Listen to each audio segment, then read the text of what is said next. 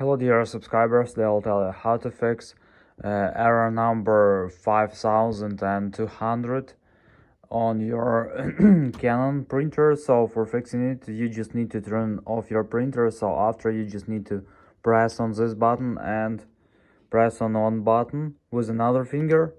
So now just leave your finger from this button and just press 2 times this button. So after, just release your finger from on button and wait until you will see 0. So if you done everything is okay, and you need to see now 0 here. So let's check. So after, we just need to press 4 times this button and 2 times on button.